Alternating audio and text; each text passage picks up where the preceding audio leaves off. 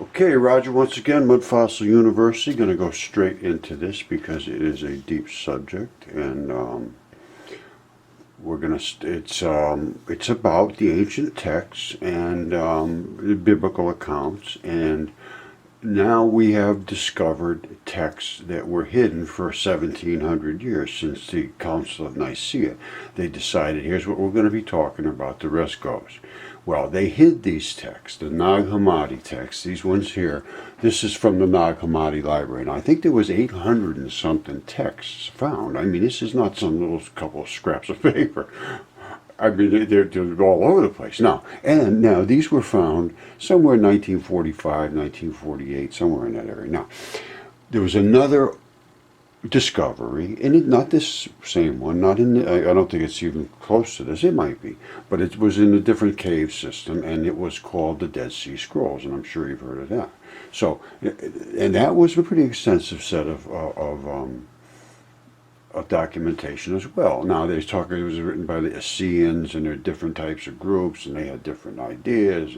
However, I have read a sufficient amount of them to see that they cross-reference to the Bible. And especially this right here. This is Doubting Thomas. This is not some guy off the street, that had nothing else to do. This is Doubting Thomas that wrote this. And these are the sayings of Jesus. And he was only, he only ministered for 3.5 years now.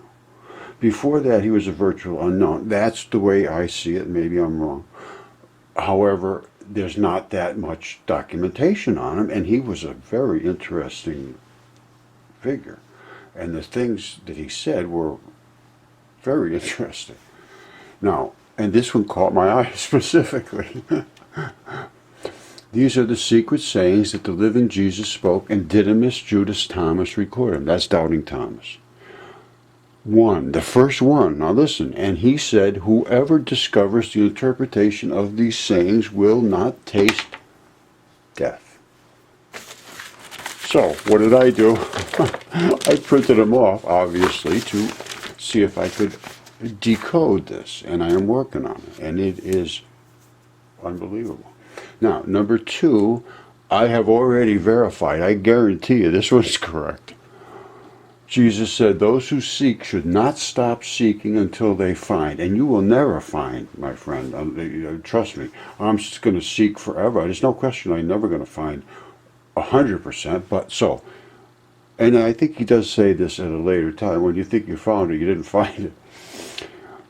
So anyways, you seek until they find. And when they find, they will be disturbed. Whatever I found already, I'm very disturbed. So that's no problem. When they are disturbed, they will marvel, absolutely, and they will reign over all. Now that, I have no clue about what that specifically means. And after they reigned, they will rest. Now, reigning over all might mean, the way I'm going to take it, is that reigning means you're more intelligent than the others. And that's pretty obvious. No, I'm just kidding. All you got to do is look at this stuff and read it with an open mind. That is the key. I don't have any. There's nothing I have that you don't have. I have an open mind. Now, you may look at me and say, well, you're a fool for having an open mind. And I would look back and say, well, I'm not so certain that I, with my open mind, am the fool. So let's just go on from here. Now, then he goes, Jesus said, if your leaders say to you, look, the Father's kingdom is the sky. Now listen, the leaders. Then the birds of the sky will precede you. If they say to you, it's in the sea, then the fish will precede you. Rather, the Father's kingdom is within you, and it is outside you. When you know yourselves, then you will be known, and you will understand that you are children of the living Father. But if you do not know yourselves, then you live in poverty, and you are the poverty. This, to me, means that God is everything. We live inside of God, and God is obviously outside of us because he's everything.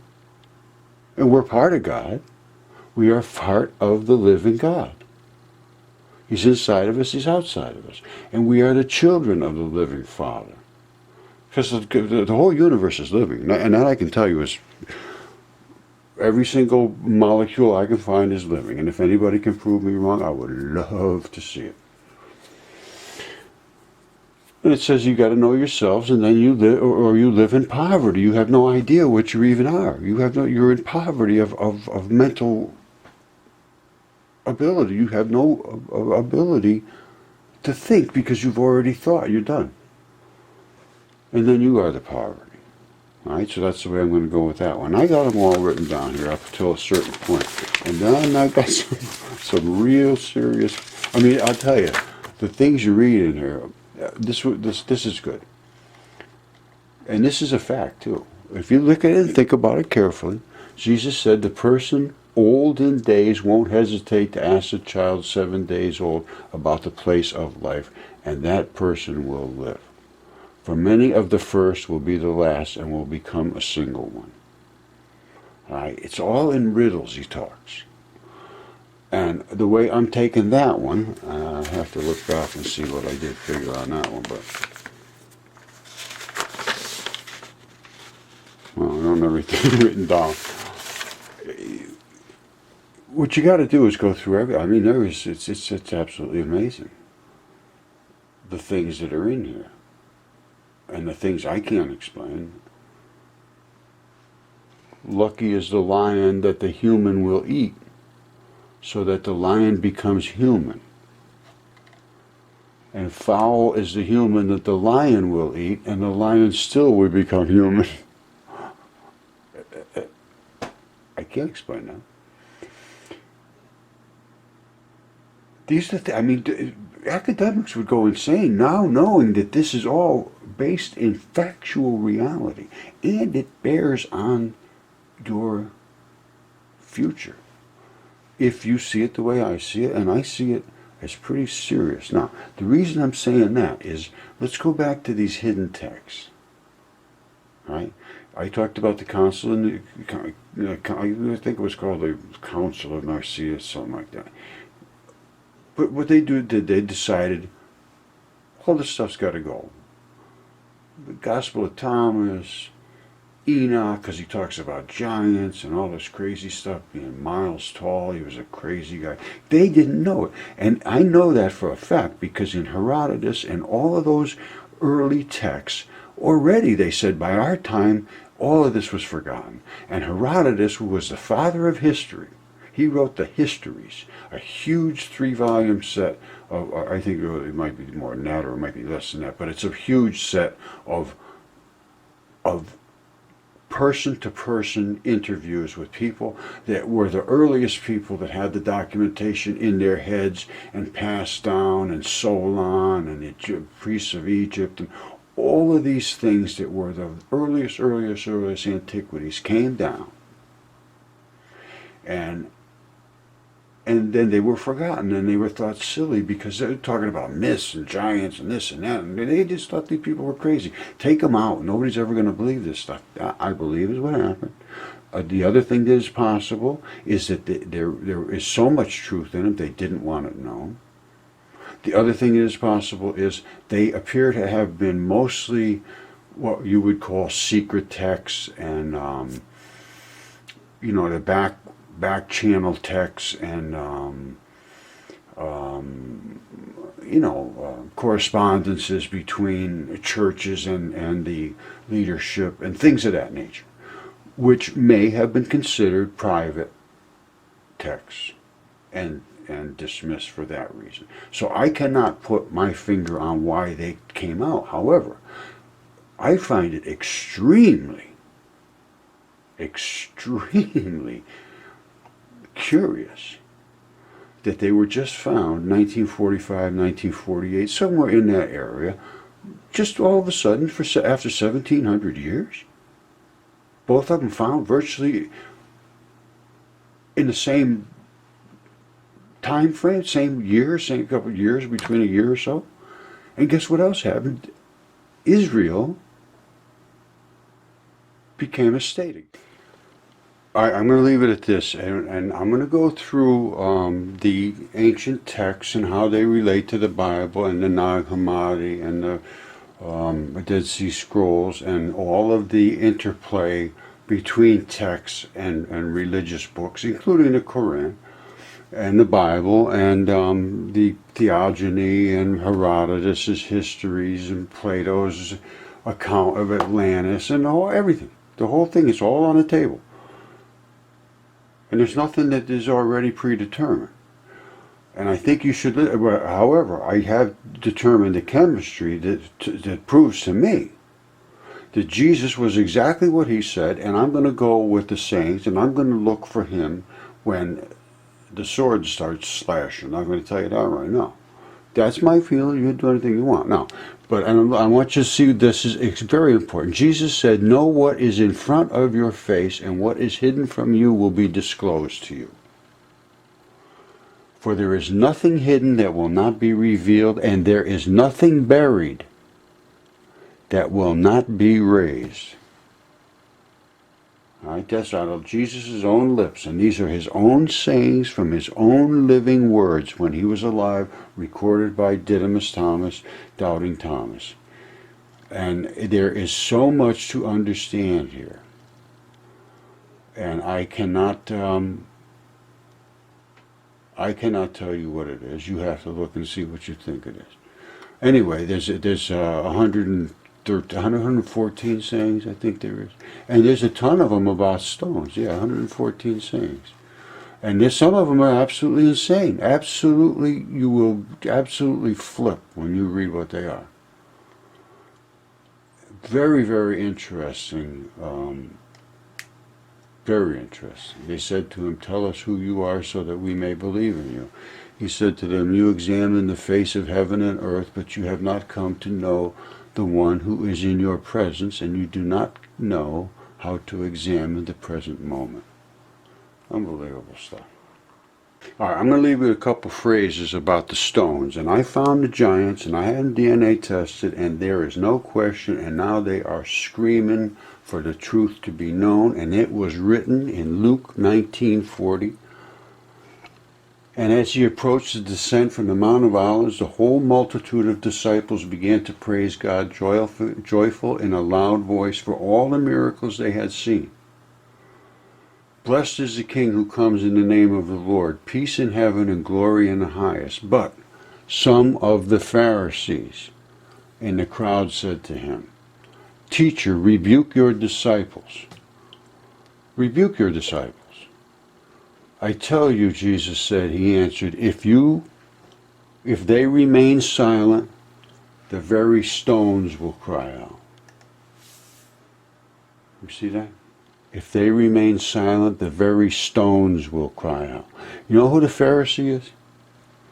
The Pharisee is the ones that were the leaders. They were the ones that told everyone what to believe and how to pray and how to honor, God and so forth. They had God and they had all that stuff back then. They were gods, apparently, and that's the belief system they came down with. And then the one true God sent his son down to straighten us out. That's the way I'm seeing it. And Jesus came down, and they killed him. And those are the Pharisees. Now, those are the ones that don't believe this guy, let's kill him.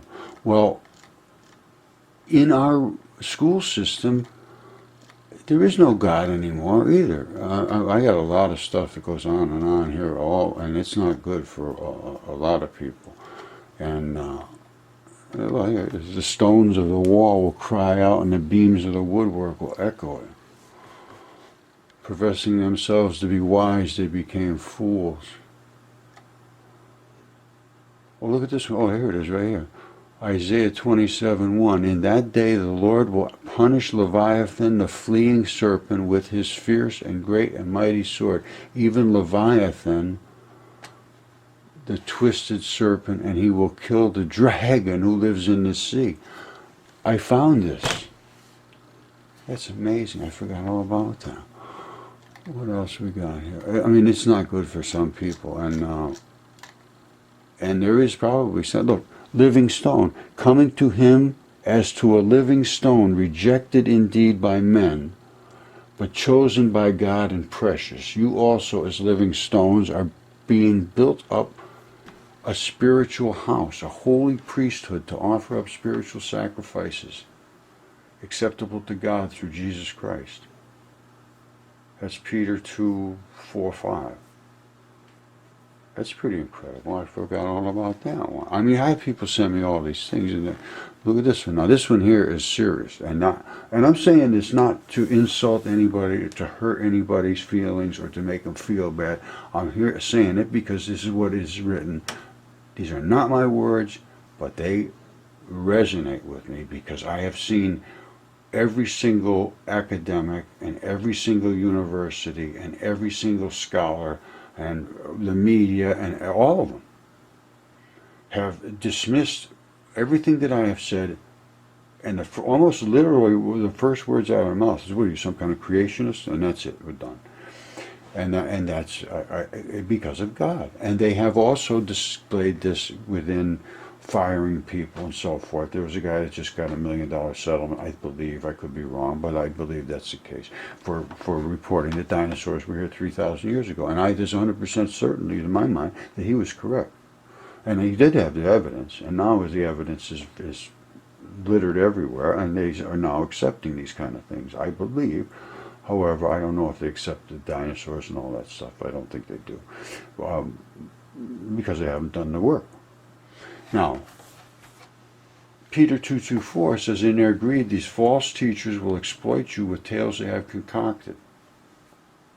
The long-standing verdict against them remains in force, and their destruction does not sleep." That is not good. Now, here's what's worse.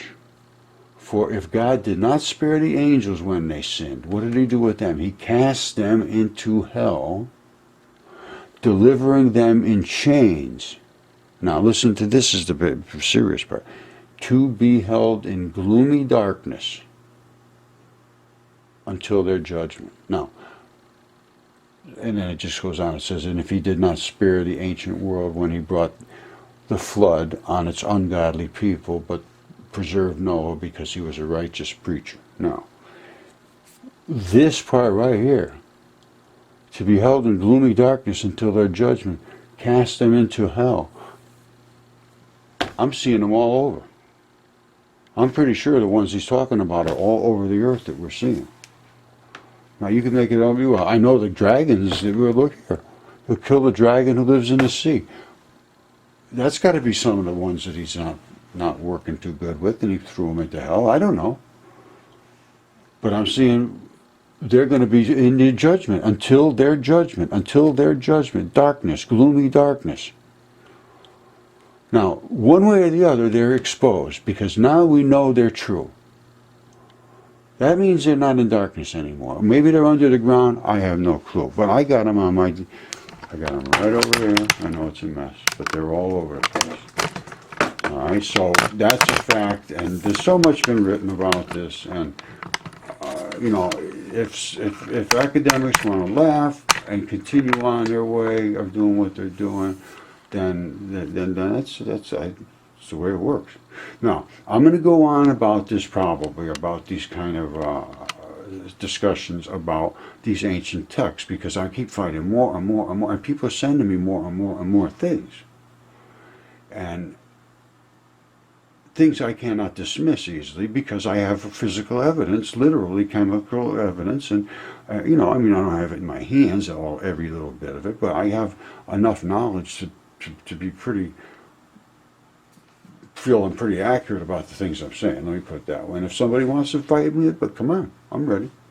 I'll talk to you about the chemistry. I'll talk to you about the anatomy. I'll talk to you about the physiology, the biology, where it sits on the top of the surface, about how things decay, about putrescine and cadaverine and all the volatile organics in your body, and carboxylation, and how the transition metals are left over after bodily fluids are expelled, and in the flood waters they leach into the solutions. I'll talk to anybody about that. And I believe that was the layer, or the KT extinction layer. and because it is clay, and the clay it is the same clay that makes up the skin and bloody tissues of creatures which would have soaked in the flood waters and left a bathtub ring around the world. So, go to Mud Fossil University on YouTube, which you're here now if you're seeing this. Ring the bell, do all the kind of things to subscribe, and tell everybody else to come here and find out this stuff. And if you don't like it, don't just leave. So that's the way it's going to work. I'm going to try, unless everybody starts throwing rocks at me. So I'm not expecting that. I think people want to know what the reality is, and they've been forced not to see it. Forced not to see it. You shouldn't look at this. It's not allowed in the schools. Don't mix that. It doesn't mix with reality. That's what they're saying. It doesn't mix with reality. There's no religion in reality. It doesn't mix with reality. It's not real. It's not. It's a kind of a made-up, silly thing. And now we see that that's just totally 100% opposite. You know, if you pay attention. Or if you just go laughing in the woods and saying, oh, no, kids, don't look. Well, any kids that look are thrilled, and they see the truth that is in front of their faces, just as it says, look, I see what's in front of your face. That's all I got to say.